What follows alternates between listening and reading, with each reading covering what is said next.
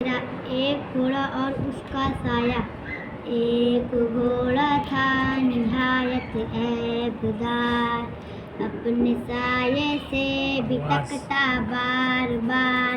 اس سے مالک نے خفا ہو کر کہا، سن تو احمد جس سے تو ہے ڈر رہا، جسم کا تیرے ہی تو سایہ ہے وہ، کچھ درندہ ہے نہ چوپایا ہے وہ، جسم رکھتا ہے نہ اس کے جان ہے، تو بڑا ڈرپوک اور نادان ہے۔